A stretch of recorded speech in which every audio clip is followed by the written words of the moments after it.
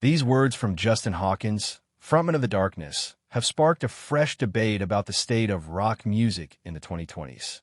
In a recent interview, Hawkins argued that rock has become too reliant on nostalgia and needs a bold, contemporary reinvention to stay relevant. But is he right?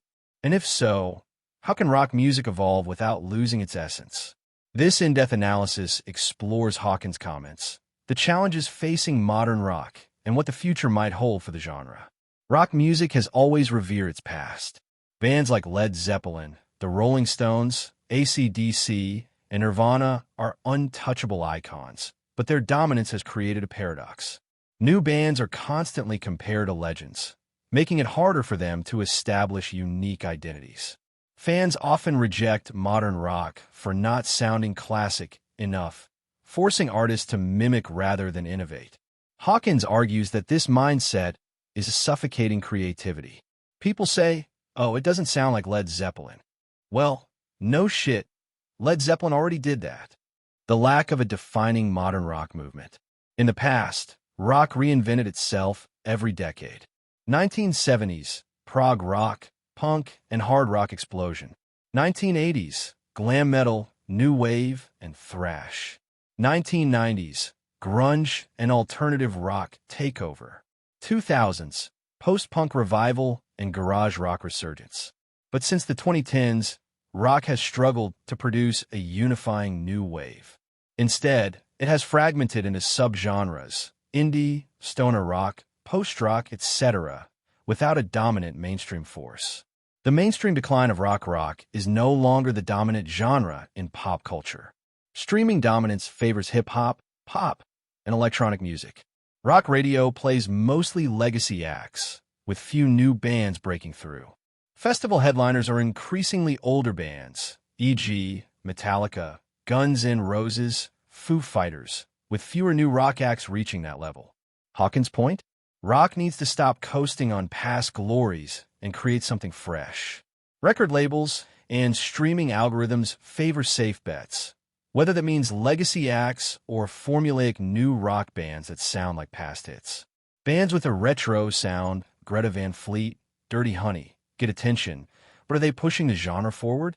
Experimental rock bands, King Gizzard, Idols, thrive in niches but rarely break into the mainstream. Rock's golden eras were driven by charismatic, larger-than-life frontmen, Freddie Mercury, Robert Plant, Axl Rose. Today, few rock stars command that level of cultural influence. Hawkins himself is one of the few modern rock frontmen with unapologetic showmanship. But is that enough? The digital age's short attention span. Rock's traditional album-oriented, guitar-driven sound struggles in an era of TikTok snippets and playlist-driven listening. Can rock adapt without selling out? Should bands embrace modern production, electronic elements, hip-hop beats, or stay pure? Hawkins isn't just criticizing, he's calling for action. Here's how rock could evolve. Embrace modern production. Bring in electronic, hip-hop, or industrial influences, like Bring Me the Horizon or Youngblood. Experiment with production techniques, 9-inch nails, Muse. Rock needs new stars, not just musicians, but personalities who can capture the public's imagination. Artists like Machine Gun Kelly, controversially, and Olivia Rodrigo, with her pop-punk revival, show crossover potential. Reclaim the live experience. Rock's strength is its live energy.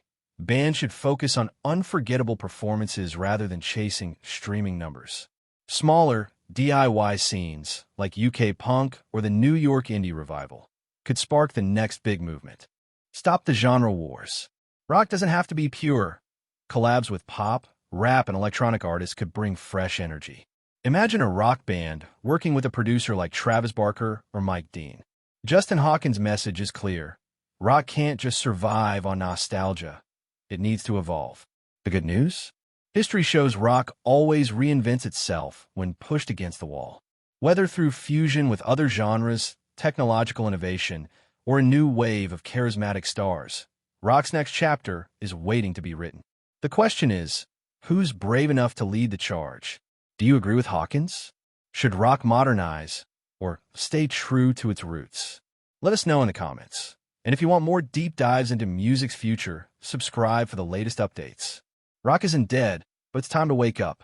This article expands on Hawkins' argument with historical context, industry analysis, and potential solutions. Let me know if you'd like any refinements.